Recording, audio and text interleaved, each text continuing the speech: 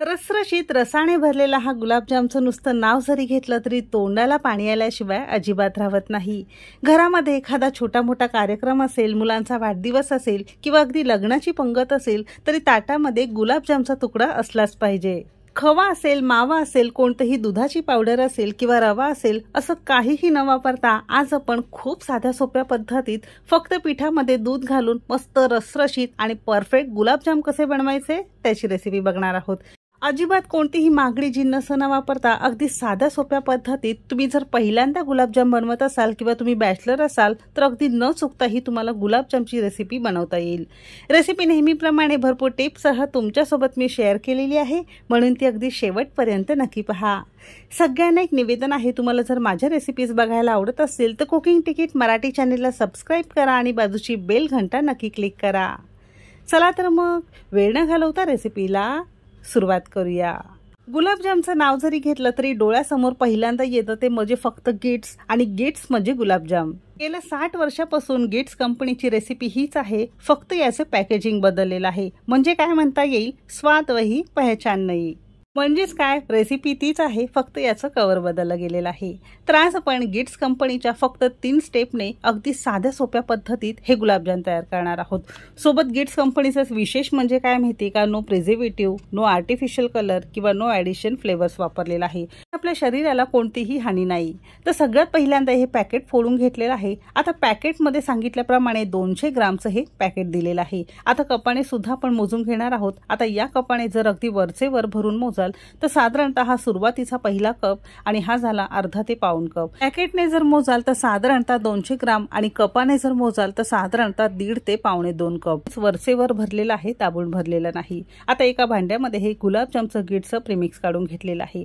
आता हे आपल्याला दुधामध्ये मळून घ्यायचं आहे। तुम्ही पाण्यामध्ये सुद्धा मळून घेऊ शकता, पण दुधाने चवीला गुलाबजाम अगदी छान लागतात। आता सारख्याच कपने अर्धा कप गरम करून थंड केलेलं दूध घेतलेलं आहे। लागेल तसं थोडं थोडं घालायचंय, दूध एकदम आपल्याला घालायचं नाही, आणि चमचाने किंवा हाताने तुम्ही असं हे छान एकजीव करून घेऊ शकता। साधारणतः 200 ग्राम प्रीमिक्स साठी इथे आपण अर्धा कप गरम करून कोमट केलेलं दूध घेतलेलं आहे। तुम्ही दुधाऐवजी पाणी जरी वापरलं तरी सुद्धा चालू शकेल। आता हे पुन्हा छान एकजीव करून घ्यायचंय। याला खूप जास्त मळत वगैरे बसायचं नाही, फक्त प्रीमिक्स गुलाबजामचं आणि हे दूध असं छान एकजीव झालं पाहिजे।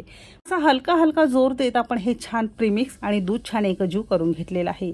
खूप जास्त याला मळत वगैरे बसण्याची गरज लागत नाही। असं छान एकजीव झालं की याला झाकण लावायचंय आणि साधारणतः एक 10-15 मिनिटांसाठी आपण बाजूला ठेवून देणार आहोत। आता हे पीठ भिजेपर्यंत पटकन आपण इथे साखरेची चासणी करून घेणार आहोत। साखरेची चासणी बनवण्यासाठी गॅसवर एक कढई गरम करत ठेवलेली आहे, आणि ज्या कपाने आपण दूध किंवा प्रीमिक्स मोजून घेतलेलं होतं ना, अगदी त्याच कपने 3 कप किंवा पॅकेटमध्ये दिल्याप्रमाणे 600 ग्राम आपण इथे साखर वापरणार आहोत। आणि इतकी साखर, इतकी चासणी गुलाबजामसाठी अगदी परफेक्ट आहे, अजिबात जास्त होत नाही। तर ज्या कपने साखर मोजून घेतली ना, अगदी त्याच कपने बरोबर 2.5 कप किंवा ml ने मोजाल तर 640 ml आपण इथे साधं पाणी घेतलेलं आहे। म्हणून घरातल्या एखाद्या कोणत्याही वाटी किंवा कपाच्या प्रमाणाने घेतलेली सगळी जिन्नस तुम्हाला मोजून घ्यायचं आहे। म्हणजे जर तुमचं प्रमाण चुकीचं नसेल तर रेसिपी अजिबात तुमची चुकणार नाही, परफेक्ट तयार होईल। मोठ्या आचेवर संपूर्ण साखर पाण्यामध्ये आपल्याला विरघळून घ्यायची आहे। आपण फ्लेवरसाठी 3 हिरव्या वेलच्या थोड्याशा खलबत्त्यावर फोडून घेतल्या। तुमच्याकडे जर हिरव्या वेलचींची पूड असेल ती अगदी पाव चमचा तुम्ही यामध्ये वापरू शकता। नसेल वेलची पूड किंवा वेलची तर नाही वापरली तरी सुद्धा चालू शकेल, त्याचा फार काही फरक पडत नाही। आता हे घातल्यानंतर पुन्हा आपण एक 5 मिनिटं चांगलं याला शिजून घेतलेलं आहे। म्हणजेच काय, फक्त हलकीशी आपल्याला चिकट ही चासणी तयार करायची आहे। गुलाबजामसाठी खूप जास्त घट्ट किंवा 1-2 तार आपल्याला बिलकुल चासणी करायची नाही। हातावर घेतली की हलकीशी मधाप्रमाणे ही चिकट लागली पाहिजे, अगदीच घट्ट आपल्याला ही शिजवायची नाही। आता या स्टेजला आपण गॅस बंद केलेला आहे, म्हणजे मोठ्या आचेवर आपण फक्त 5 मिनिटं हे छान चासणी आणि साखर एकजीव चांगले शिजवून घेतलेली आहे। यापेक्षा जास्त करायचं नाही, नाहीतर गुलाबजाम यामध्ये तुमचे कडक होऊ शकतात। नेहमी लक्षात ठेवा, गुलाबजाम कोणत्याही प्रकारचे असो, गुलाबजाम करताना चासणी खूप जास्त आपल्याला शिजवायची नाही, हलकीशी चिकट आपल्याला शिजवायची आहे, जेणेकरून गुलाबजाम व्यवस्थित चासणी शोषून घेतील आणि अगदी रसरशीत गुलाबजाम तुमचे अगदी आतपर्यंत तयार होतील। चासणी अशी तयार झालेली आहे। आपण याला झाकण लावणार आहोत आणि ही अशीच गरम गरम आपण एका बाजूला ठेवून देणार आहोत। गॅस आपण इथे बंदच केलेला आहे। आता चासणी सुद्धा झालेली आहे। दुसरीकडे साधारणतः 8 ते 10 मिनिटं झालेली आहे। आपलं पीठ बघू शकता, मस्त भिजून तयार झालेलं आहे। सुरुवातीपेक्षा बघू शकता मस्त पीठ तुमचं छान फुललेलं आहे, मस्त याला जाळी आलेली आहे आणि अगदी हलकं फुलकं तुमचं हे पीठ तयार झालेलं आहे। बस गुलाबजामसाठी असंच आपल्याला मस्त पीठ हवं आहे। हाताने गोळा करून बघितला की फक्त जोर न लावता हा गोळा अगदी गुळगुळीत आणि मस्त आपला तयार होतोय। म्हणजे हे पीठ तुमचं गुलाबजामसाठी मस्त भिजून तयार झालेलं आहे। खूप जास्त वेळ पीठ दुधामध्ये भिजून ठेवायचं नाही, जास्तीत जास्त अर्धा तास तुम्ही हे ठेवू शकता। तुम्हाला तर माहितीच असेल गुलाबजामसाठी पीठ अगदी सॉफ्ट किंवा अगदी मऊ हवं असतं, त्यासाठी अगदी जोर लावत लावत हे पीठ आपण मस्त मळून घेणार आहोत। तर अगदी हलका हलका जोर लावत आपण हे पीठ साधारणतः 2 मिनिटं छान मळून घेतलेलं आहे। किचन प्लॅटफॉर्मवर किंवा एखाद्या ताटावर तुम्ही हे पीठ काढून घेऊ शकता, कारण छोट्या भांड्यामध्ये पीठ व्यवस्थित मळता येत नाही, म्हणून मी असं हे खाली काढून घेतलंय। आणि भाकरीचं पीठ आपण कसं मळतो अगदी त्याच पद्धतीने 1-2 ते 3 मिनिटं पीठ थोडंसं आपण स्मूथ करून घेतलंय। हवं असेल तर थोडासा तुपाचा हात तुम्ही इथे लावू शकता किंवा तेल सुद्धा थोडंसं तुम्ही ते घालू शकता। म्हणजे तेल किंवा तूप घालून असं छान मळून घेतलं की पीठ अगदी मऊसूत तुमचं तयार होतं। संपूर्ण मऊसूत मळून झाल्यानंतर हाताला थोडंसं तूप लावून घ्या आणि आवश्यकतेनुसार छोटे छोटे आपण असे गोळे करून घेणार आहोत। तर पॅकेटवर काय दिले माहिती का, 200 ग्राम गुलाबजाम प्रेमिक्स पासून साधारणतः 40 गुलाबजाम तयार होतात। आता तुम्ही अगदीच लहान जर करत असाल तर 40-42 तुमचे तयार होतील। अंगुरी गुलाबजाम करत असाल तर 50 ते 55 सुद्धा तुमचे तयार होतील, कारण अंगुरी गुलाबजाम अगदीच साईजला लहान असतात। आता गुलाबजाम वळण्यासाठी हाताला थोडंसं तूप किंवा तेल लावून घ्यायचंय। एक गोळा घेतलेला आहे, हातावर हलका फुलका मळून घेणार आहोत आणि छान आपण याचा गोळा करून घेणार आहोत। गुलाबजाम वळत असताना हाताला थोडंसं तेल किंवा तूप लावणं गरजेचं आहे, म्हणजे गुलाबजामला बाजूला थोडेसे सुद्धा क्रॅक्स येत नाही किंवा त्याला चिरा पडत नाही। मस्त गुळगुळीत आणि परफेक्ट गुलाबजाम तुमचा तयार होतो। तुम्हाला हवा असेल तर तुम्ही गोल गोल गुलाबजाम करू शकता किंवा असा हा माझ्याप्रमाणे थोडासा असा लांबट गुलाबजाम तयार करू शकता, म्हणजे मुलांना सुद्धा असे गुलाबजाम खूप जास्त आवडतील। छोटे छोटेच करा, कारण ते फुलल्यानंतर खूप जास्त मोठे होतात। तर या पद्धतीने आपण छोटे छोटे गोळे करून असे थोडेसे लांब करून घेतलेले आहे। बाकी तुम्हाला गोल करायचं असेल तर तुम्ही तुमच्या आवडीनुसार गोल सुद्धा करू शकता। बनवण्याची पद्धत अगदी सारखीच आहे। तर साधारणतः इथे आपले 40 गुलाबजाम तयार झालेले आहेत।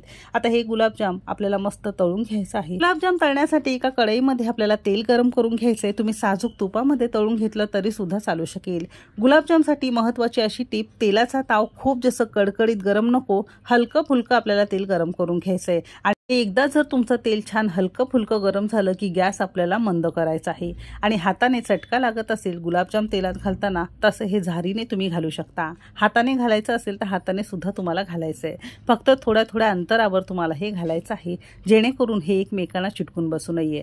आता गुलाबजाम घातल्यानंतर अगदी मंद आचेवर, अजिबात यामध्ये उलथान किंवा झारी वगैरे न घालता, फक्त ज्या भांड्यामध्ये गुलाबजाम तळताना ते थोडंसं आपल्याला सांडशीने असं थोडंसं हलवून घ्यायचंय, म्हणजे हे मस्त तुपावर किंवा तेलावर करत असाल तर हे छान तरंगायला लागतात। अगदी मंद आचेवर साधारणतः 3 ते 4 मिनिटं बघू शकता हलकासा बदामी रंग झालेला आहे।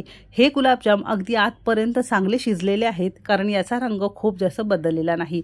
जर तुम्ही तेलाचा ताव खूप जास्त कडकडीत गरम केला असता ना, तर गुलाबजाम वरून मस्त गोल्डन रंगावर झाले असते आणि आतून ना ते कच्चे राहिले असते। आणि जेव्हा तुम्ही तयार झालेले गुलाबजाम फोडून बघता तर आतमध्ये थोडासा गोळा वगैरे राहिलेला असतो किंवा खाताना थोडंसं कचकच लागतं।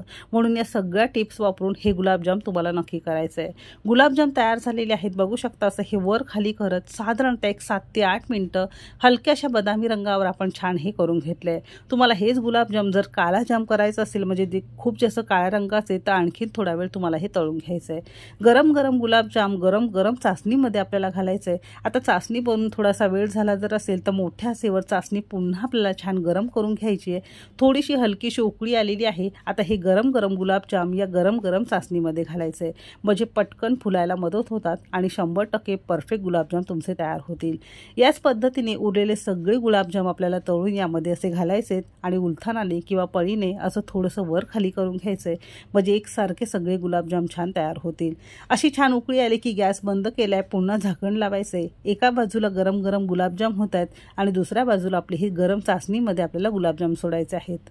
बघितलं, कोणताही खवा मावा किंवा दुधाची पावडर, कोणताही रवा वगैरे न वापरता फक्त 3 स्टेपमध्ये अगदी साध्या सोप्या पद्धतीत आणि परफेक्ट गुलाबजाम तुमचे तयार होतील। एखाद्या दिवशी गोडाचं काही खाण्याची इच्छा झाली की असं हे पॅकेट आणून पटकन तुम्हाला गुलाबजाम तयार करता येतील।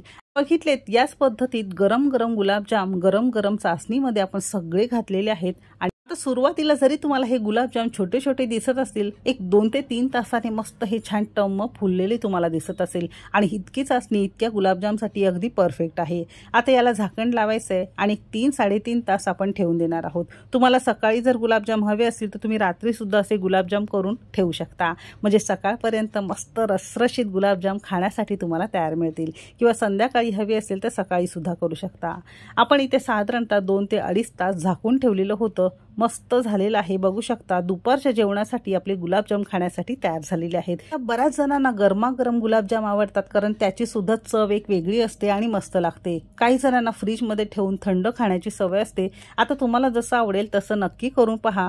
बघू शकता अजिबात कुठेही गुलाबजामला तुम्हाला क्रॅक्स वगैरे गेलेले दिसत नसेल, मस्त रसरशीत आणि परफेक्ट गुलाबजाम आपले तयार झालेत। कोणतीही खूप जास्त मोठी खटाटोप न करता, खूप जास्त महागडी साहित्य न वापरता, अगदी गेट्सच्या या गुलाबजाम प्रेमिक्स पासून अगदी 3 स्टेपमध्ये अगदी हायजिनिक पद्धतीने तुमच्या हाताने तुम्ही हे गुलाबजाम नक्की करून पहा। तर मस्त रसरशीत गुलाबजाम आपले खाण्यासाठी तयार झालेले आहेत। बघू शकता अगदी आतपर्यंत मस्त रस भरलेला आहे, अजिबात आतमध्ये तुम्हाला पिठाचा गोळा कच्चा दिसत नसेल। परफेक्ट आणि मस्त रसरशीत गुलाबजाम आपले खाण्यासाठी तयार झालेले आहेत। असे हे गुलाबजाम तुम्ही सुद्धा नक्की करून पहा।